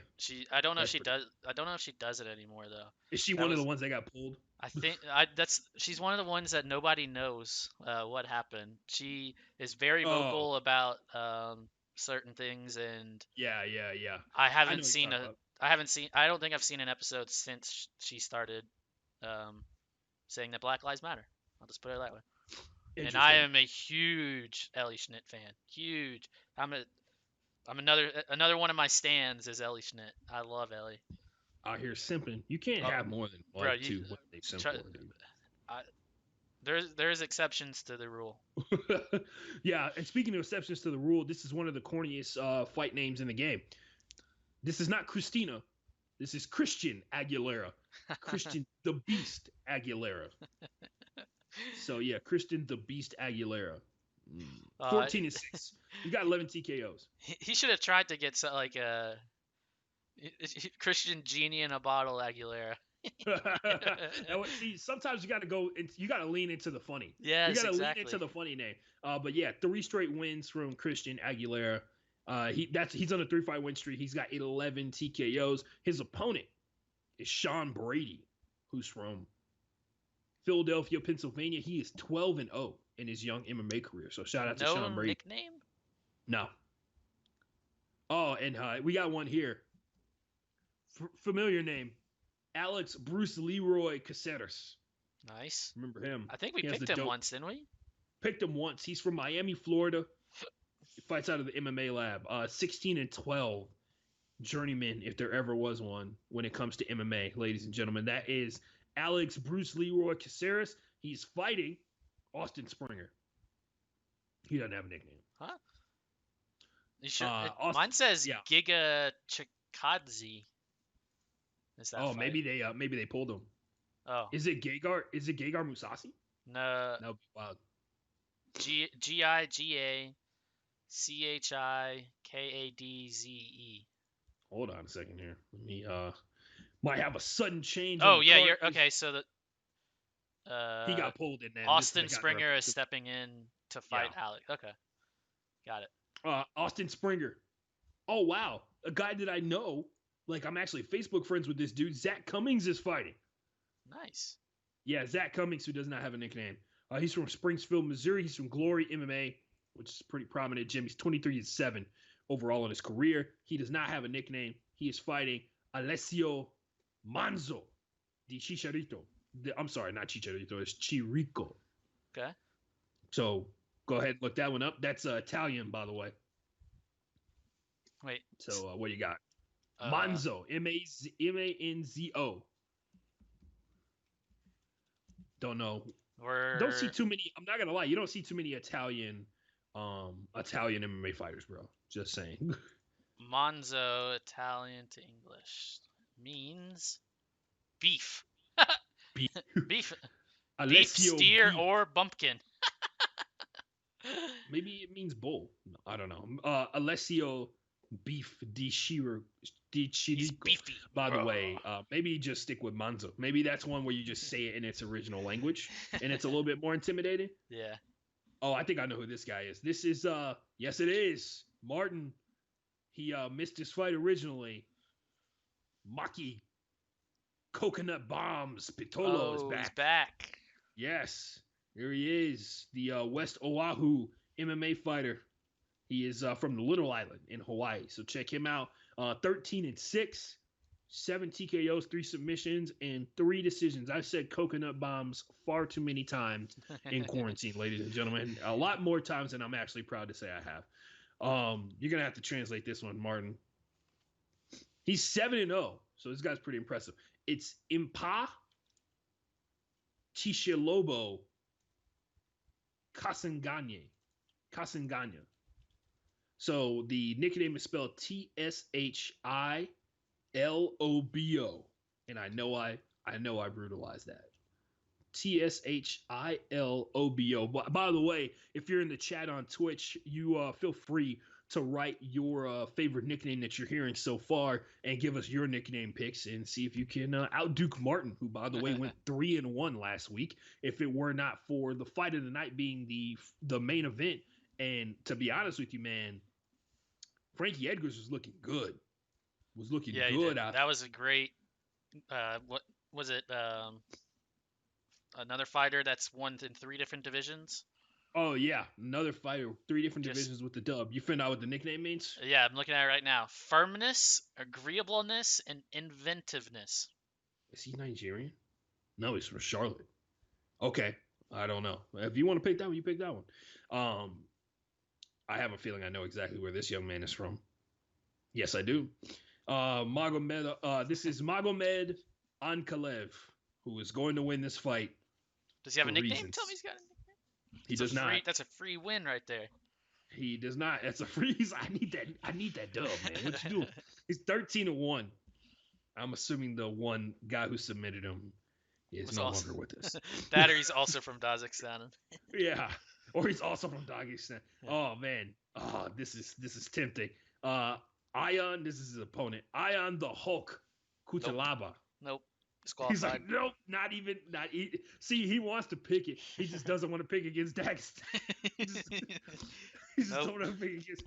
What is it? He is from he's from Moldova. Okay. That's rare. From Moldova, from the Republic of Moldova. He's 15-5 and he's got a no contest. Everybody's got a no contest for some reason.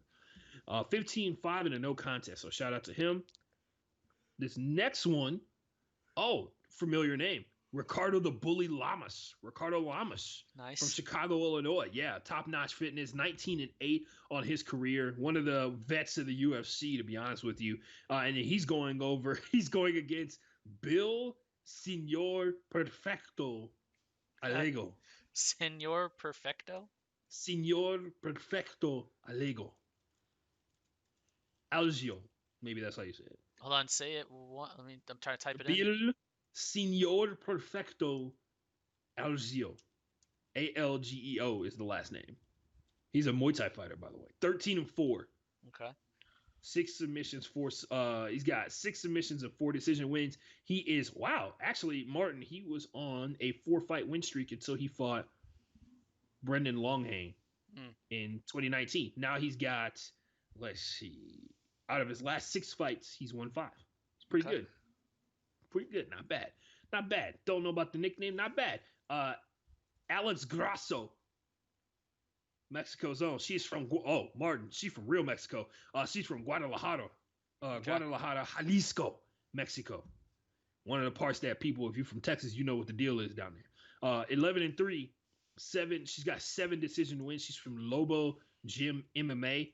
Alex Grasso does not have a nickname. Okay, but this young lady does. Ji Firefist Yeon Kim. You don't even have to say that one twice. That one's on the list. She's from South Korea. Okay. Impact MMA 19. She's 9-2 on her career. She's got 4 decisions. Okay. I'm sorry. The way it's written down is Ji-yeon Firefist Kim. Yeah, Or Kim it is the sounds. last name. Yeah, Kim is the last name. I just put it. I said Ji Firefist Kim. Oh, I didn't know if the. You got to put it in the right spots. yeah. Oh, a familiar name here. Robbie Ruthless Lawler.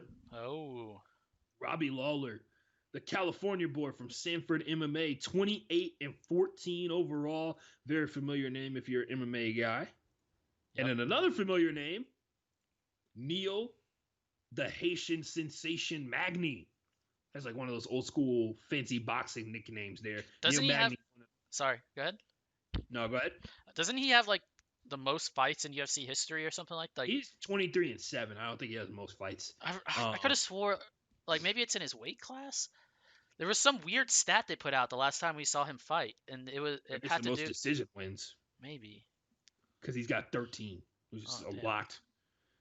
Dalton, Illinois is where he's from. He fights for Elevation Fight Team, one of the more prominent fight teams in MMA, especially in the U.S. Anthony Lionheart Smith, a former title contender for the light heavyweight division. By the way, I listened to the MMA Hour with Ariel Hawani. The main event's going to be 3 rounds because he had to step in short notice. Yep. So, he's from Omaha, Nebraska. He's 33-15. He's got 18 TKOs, 12 submission wins, 2 decisions, and 1 others. If you recall, Anthony Smith earlier this year got his teeth literally punched out of his head. Yep. Anthony Lionheart Smith is the main event versus. All right, I know how to say this one. I just have to work through it real quick. Alexander Rocket Rakic. Okay. He's from Vienna, Austria. Don't get too many Austrian dudes. He fights out of American Top Team though. What? So, it's Alexander Rocket. Alexander Rocket Rakic. Okay. 12-2, 9 TKOs, 2 decisions. That's it. He's shredded. Absolutely shredded. What you got, Martin? So, the Spitfire. Emily Spitfire. Well, here's the thing. I would have probably went for her until I clicked on Pollyanna's name. And did you know, about 5 months ago, she absolutely beat up and destroyed somebody that tried to mug her in Rio de Janeiro. I'm not surprised. Is this the dude that she made sit down next to her while she waited for the cops? I don't know. I'm just looking at the headline. I think there was a dude that tried to rob her with a knife, and she beat the living fuck out of him, and then told him to sit down on the bench next to her like he was a little kid until the cops showed up. Yeah. No, I'm just looking at the pictures of the guy, and it says that he tried to attack her, and she absolutely whipped his ass. So I was gonna go with Emily Whitmire, but until I saw that story about Pollyanna, now we're switching it over. So here it is. I've got all 5 of them already. Pollyanna, the Iron Lady, Viana, Maki, Coconut Bombs, Patolo. Oh, he's going with Coconut Bombs. That's a risky one. I know, and he's going up against an undefeated fighter. I like the nickname Coconut Bombs. It's funny. I respect it. Sticking to the formula. Yeah, it's fun. It's funny. It's like it's original. It has a Z on it, so it's extra cool. All right. Another one. Bill Senor Perfecto Algio. Oh my god. we're going weird nicknames this week, chat and everybody out there. We're going out on a limb with those two. Those two are my least likely to win, even though I'm going with them. Oh god. This one, without a doubt, I've got to pick Ji-yeon Fire Fist Kim. Hope she brings the Fire Fists. And then in the main event, as we always do, picking it, and actually they both have nicknames, which makes it even better. I'm going with Alexander Rakic, because the last few fights I've seen Anthony Smith in, I have just not been a fan of what he's put on the table. There you go. So I'm gonna go with Alexander, just simply because he's a vet and a journeyman, without a question. Yeah, and I just haven't seen enough out of him to see him back up his nickname Lionheart. It doesn't strike fear into people when they've seen you get your teeth knocked out of your face. You know what I'm saying? Like, hey man, he got his teeth knocked out, threw him to the side, and said, "I'm gonna whoop this dude's ass." So hey, savage season, baby. So there's your Martin, 5. You got anything else? No, man, that's it's been a tough week. We got through it. Oh, It was Martin, actually Martin, tell the people how you shamed Messi into quitting playing for Barca I'm a prophet. on I Messi's. I before it even came out, I said this losing 8-2 to Bayern Munich, who are now the Champions League winners, best team in Europe. Um, Shout out to the King Alfonso Davies of oh my Canada. God, dude. When he got a yellow card early and then he got hurt, I was worried, but then he held his own the rest of the way. Um, but yeah, so last week we said it was an end of an era before it even happened, and then a day or two after the podcast got released, comes out that Messi is not on board with having Ronald Koeman as his coach and the direction that Barcelona is going. I 100% agree with him. Get the fuck out now. Barcelona will be lucky if they finish in the top 5 next year. That's my bold Wow. prediction for So the La Martin Liga. follows up. Martin follows up bullying Lionel Messi with predicting the fall of Barca. No, One of the most. it the, the I mean, you hire a coach that failed at Everton. Like, I don't know what Side they're. note: are we going to talk about how the president of Barca came out and said, if Messi comes back, he doesn't want to work here anymore? And I was like, I mean, I Okay. suggest you, like, if he wants to come back, you should probably just pack your stuff up because they're not going to pick you over him. Yeah.